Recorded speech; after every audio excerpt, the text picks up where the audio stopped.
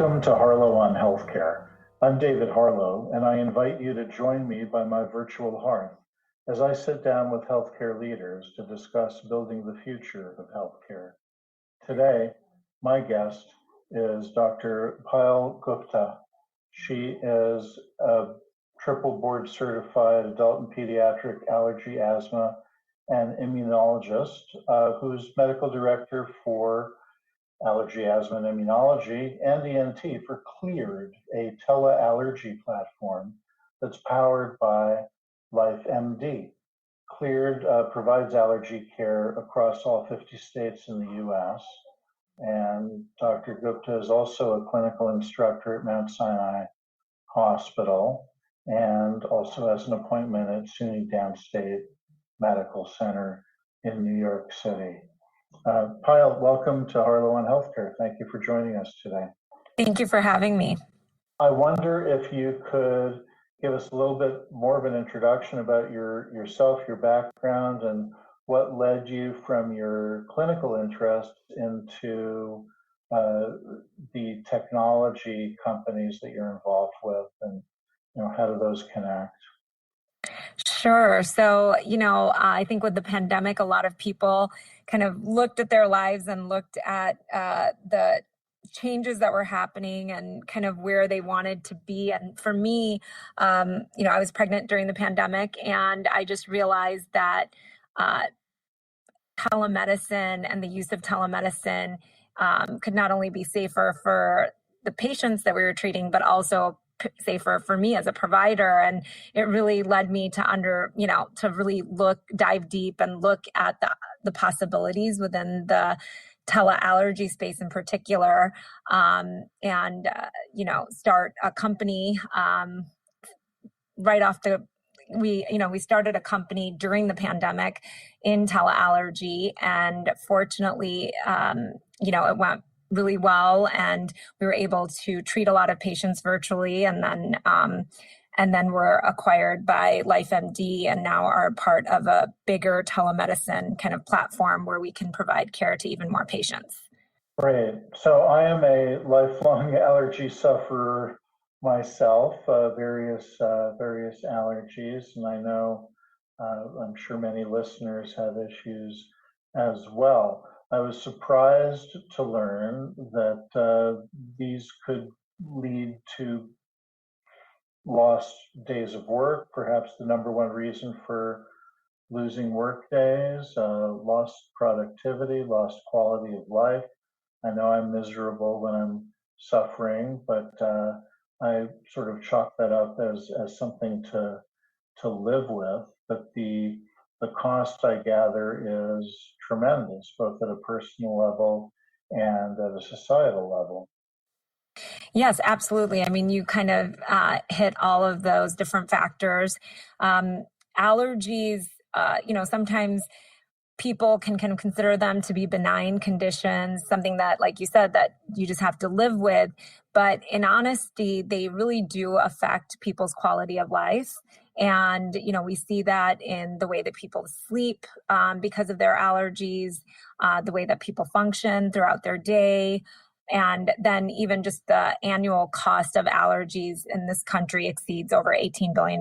And so I think, and we're talking specifically about environmental allergies right now, but, there's also food allergies and asthma and other allergic conditions that also have a huge burden on people's lives. And so I think that allergies are often underestimated. And unfortunately, with environmental allergies, we're actually seeing the rise of more people having environmental allergies because of global warming and the effects on the climate. We see higher pollen counts, longer seasons, and that's all gonna, so unfortunately, and fortunately for me, I guess, allergies are not going anywhere.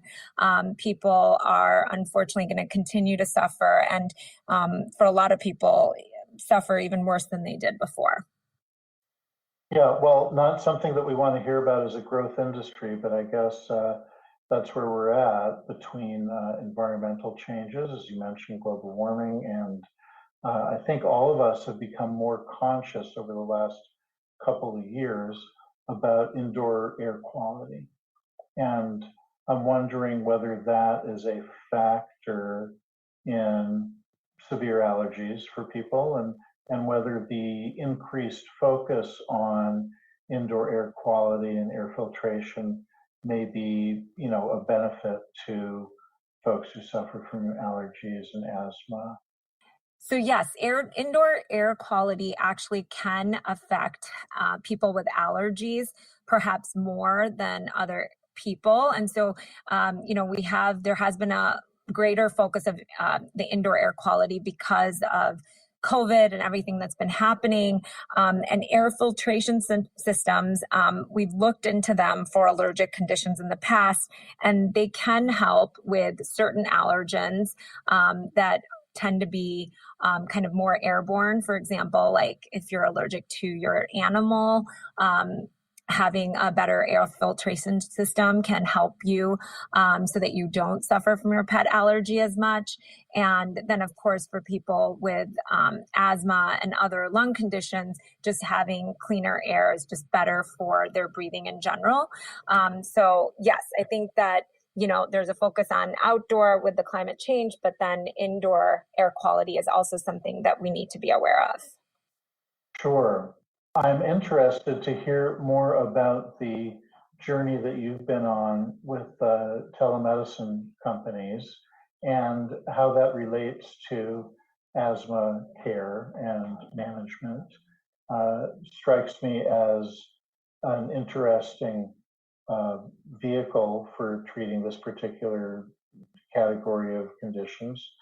And certainly with the pandemic, there's been a focus on telemedicine for many conditions. I'm wondering whether there have been any particular challenges when it comes to treating allergy and asthma using telemedicine.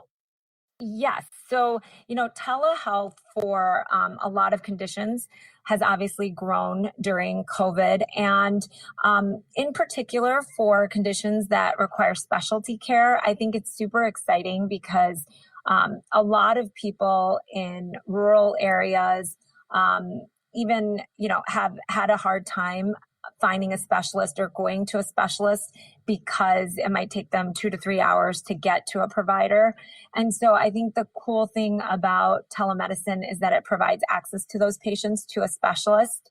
And oftentimes I think what people don't realize is that even if with the technologies that we have now, we can not only, diagnose a patient by sending them to a local lab facility, for example. So in the space of allergic conditions, we can send a patient to a local laboratory to get their blood test done, or we can also send them a test kit at home. So there are ways of doing blood tests in the home where the patient can, use a small sample of blood and we can analyze it and see what they're allergic to. So there's a lot of cool things happening in this space where you oftentimes don't even have to leave your home in order to get diagnosed and treated. And then, of course, your treatments can be sent to your home directly through these nationwide pharmacies that deliver to, to people that deliver the medications to people's homes. But for any condition, I think a lot of physicians and a lot of people that were kind of questioning telemedicine pre-COVID, I think the question is always, can you treat every condition through telemedicine in this way? And you can and you can't. I think in a lot of ways, telemedicine can also be used as a screening tool in the sense that we can allow patients to have that initial conversation with a specialist to see if they even need to drive that 2 to 3 hours to get further diagnostics. For physicians, the history is oftentimes the most important thing that we get from a patient. And so sometimes we don't even have to lay our hands on them, but just talking to them and asking them the right questions can help guide our decision points on what treatment or what diagnostic kind of parameter we might need in order to help give them the next treatment option or the next call to therapy. And so I think with asthma in particular, we're starting to delve deeper into that and look at our options for at-home diagnostic tools like testing your lung function in the home and how that can be used. And then also for me, what I geek out on is that in between visits is really where I think telemedicine and the technology that we have within this space can really help patients, where we can really communicate with the patient more effectively in between visits. We can, send them text messages. We can send them emails just to kind of check in. And all of that can be automated, which you can't do in a regular practice. I unfortunately could never set up an entire system in my, brick and mortar office with limited resources to make sure that I'm following up with every single patient, maybe, for a patient that I'm really concerned about, even being able to send them a text message or communication once a week just to say, how are you feeling? Is everything okay? And even just one or two questions sometimes can help guide, the next step in a patient's therapy and can help us understand if the patient needs more help, if that makes sense. Sure. I'm wondering, as you're discussing the use of telemedicine, I'm wondering whether there are home-based monitors, connected devices that could be used by patients to either monitor their conditions or their environments, and to have that sort of feedback into your telemedicine platform. I understand the idea of sort of outbound messages, but I'm wondering whether the inbound sort of automated messages may be of use as well. Absolutely. So remote patient monitoring is something that is also being heavily looked at now.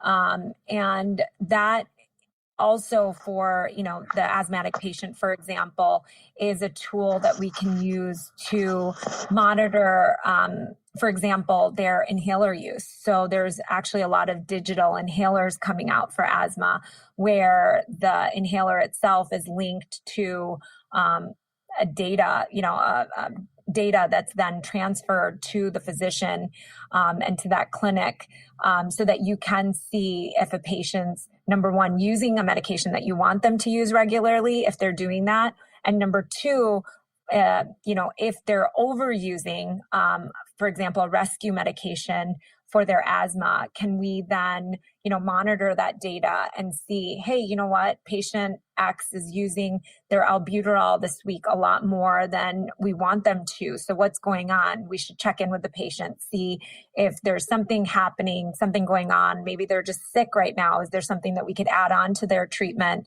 right now to prevent them from getting even more sick and, potentially requiring an urgent care visit or a hospitalization. So I think that we're absolutely looking at, monitoring patients and doing some of that remote patient monitoring, getting that data from patient treatments and from how patients are feeling on an inbound level too. If you're just tuning in, this is Harlow on Healthcare, coming to you on Healthcare Now Radio.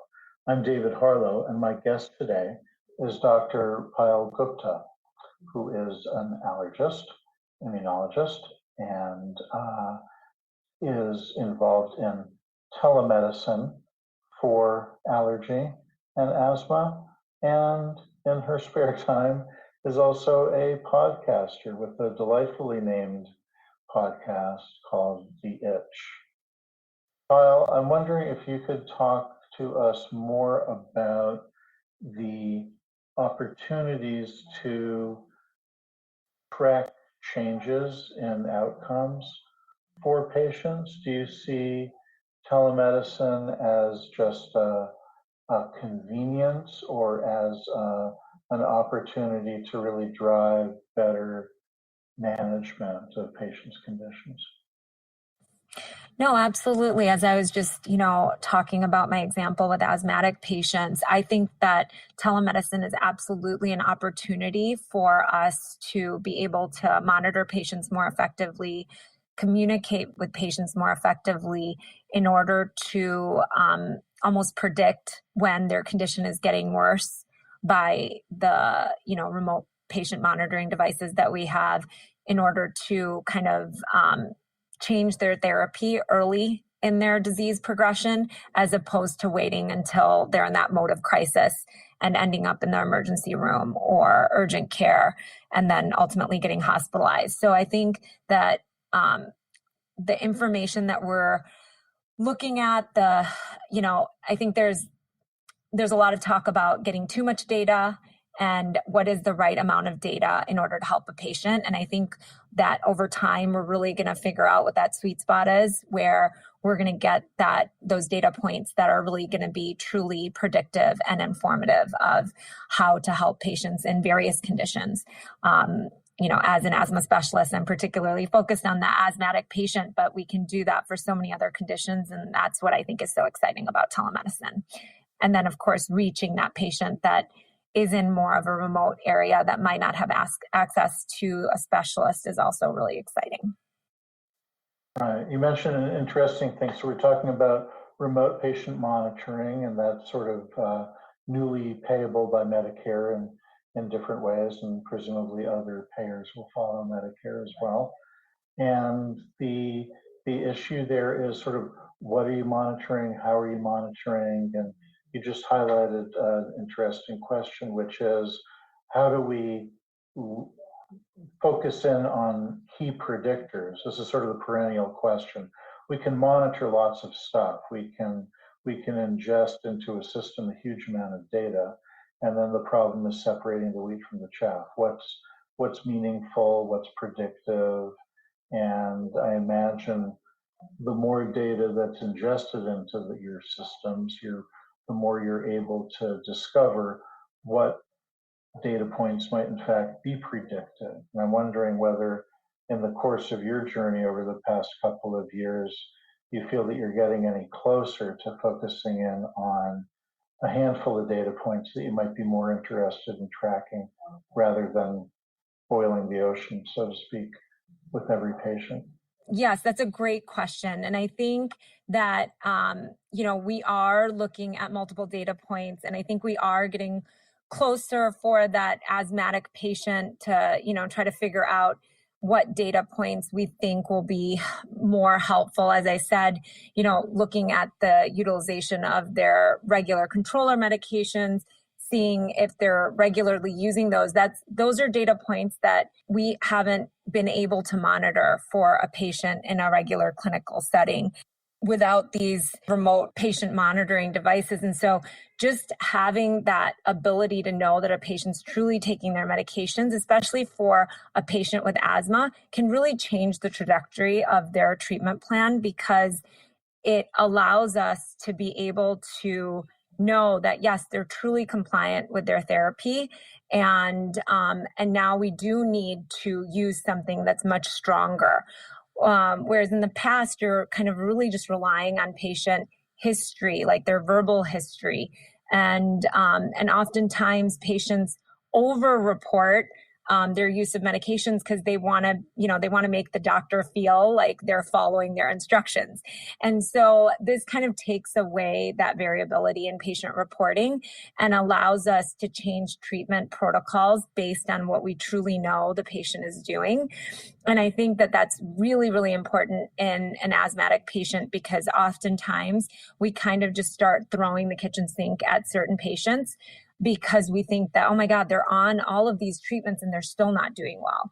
And you don't get that. Turns out they're just not using their inhalers or taking their meds, right? Exactly. You're not getting that true compliance data from the patient, because again, patients want to make the doctor happy. They want to say that, all the advice that they were given, that they're truly following that advice. And so I think just in that respect, we know that, this data should be and can be helpful.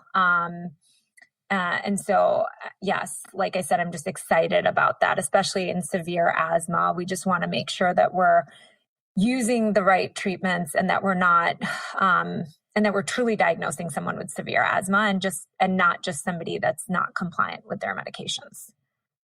Payel, a moment ago, you mentioned as a category of people who might be quote unquote disenfranchised, the rural populations who might not be able to get into town to see a specialist. And I'm wondering if you see with the telemedicine platform opportunities, or in actuality reaching out to other traditionally disenfranchised populations, or is the digital factor a barrier to some? Yeah. And, there are a lot of people looking at this very question. I'm not going to say that I'm an expert in this particular topic, but I've personally looked at it for our company because I'm very interested in reaching out to more underserved populations and how we can better serve them through telemedicine. And so there is that question mark of in rural areas, do you have the connectivity that you need? But I think what we're finding is that, most people do have a smartphone, and that's oftentimes all you need to have a digital consult. And so I think that in most cases, they are finding that that phones are readily available, and that means that access to care can be made available. But it's reaching those populations digitally that I think is also the goal. How do you reach a patient? How do you reach particular patients? Meaning, you're doing a lot of digital marketing and things like that. But then, do you partner with rural clinics? Do you partner with rural hospitals? Like how do you make the digital innovation that you're creating available to the populations that you want to serve? And I think that's the other thing that that we're looking at as a company is how do we want to do that? How do we want to ensure that we are in fact reaching those patients that need to be reached? Well, all very interesting. And to wrap things up, I want to ask you my final question, which is, if you were to wake up tomorrow and find yourself 5 years in the future, what is one thing in healthcare that you would hope or maybe expect to find has changed drastically? I think we just actually spoke about it, which is I would hope that our knowledge about telemedicine in particular and how we can effectively use what we're learning and to reach those patients that truly need to be reached, whether it's, in rural populations here in the US or whether it's rural populations elsewhere in the world. How can we use this ability of technology and the ability to access a physician anywhere in the world to help treat patients in other parts of the world or other parts of the country where they might not have access? That would be, I think, my ultimate goal. And one of my mentors whose mission in life was to serve the poor just actually passed away, Dr. Paul Farmer, who had started Partners in Health. And I think since his unfortunate early, very, very too early passing, it's just really made me stop and think about that question a lot and think about how and what we're doing right now could help the people that truly need to be helped. Well, thank you. And thank you for joining me today. Thank you again for having me. You have been listening to Harlow on Healthcare. Join us at healthcarenowradio.com. Let's continue the conversation on building the future of healthcare together at #HarlowOnHC. I'm David Harlow, keeping the fire going and holding a seat open for you. Until next time.